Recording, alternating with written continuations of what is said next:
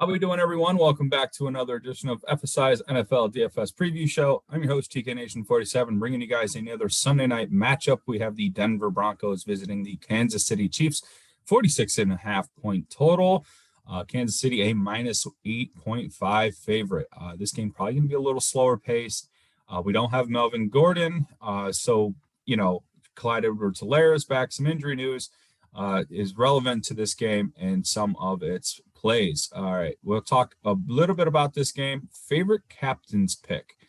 I actually really like Javonte Williams here. I think Kansas City, not necessarily stout on defense, has been playing well of late, but I like the salary discount Williams gives you. Kind of gives you some idea here. You can give you Mahomes, either or with Hill and Kelsey. I favor Hill this year. Kelsey just seems to be not as strong as he typically is. I know he's had some really good games back to back here, but you can see last time they played on Monday night versus the Giants, whopping 5.7 with a fumble lost. He's getting targets. He's just not getting many yards per target, right? He's not getting a lot of those air yards that you like to see.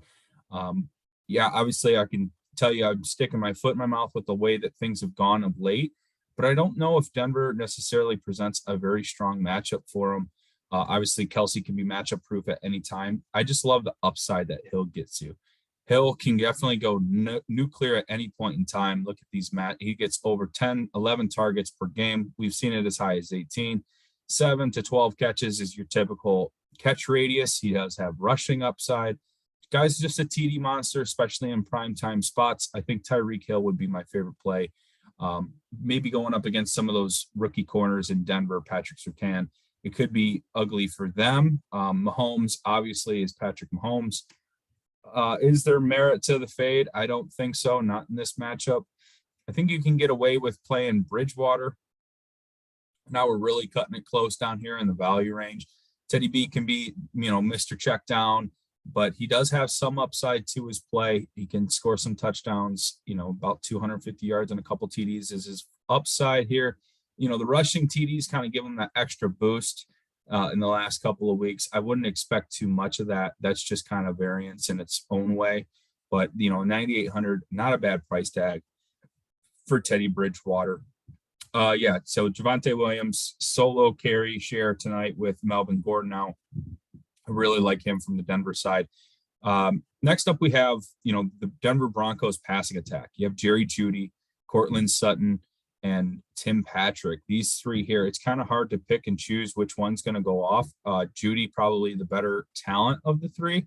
Coming in, he's, coming off of a slow game versus the Chargers, but he does have that 6 to 8 catch floor here. As you can see in the last couple of games, no touchdowns on the season. Could this be the matchup that he breaks through and gets that touchdown? Cortland Sutton, I just don't know. He got that contract. Yeah, cool and all, but his production's down. I think it's quarterback related. I don't think Teddy B and Cortland Sutton necessarily mesh well enough. I know for sure Teddy Bridgewater is not going to be around in Denver. They're definitely going to go for one of those star-studded quarterbacks. And then I think I would like Sutton. Tim Patrick, kind of like a sleeper. Nobody really likes to play Patrick. They know who Jerry Jeudy is, but Tim Patrick has some touchdown upside and he has somewhat of a floor here, but it's a real low floor. So Jeudy probably be my favorite, 7,200. Moving on, we have Noah Fant. Kansas City does give up a lot of points and yards to the tight end. Fant always available for the checkdowns. When Teddy B's checking down, you're going to see a lot of high targets for Noah Fant, and I think that makes him for a very strong play today. You definitely get him as a great value at 5K on this slate. Mecole Hardman, I'm not sure if this is the right spot. If you think they're going to key on Kelsey, he's certainly in play.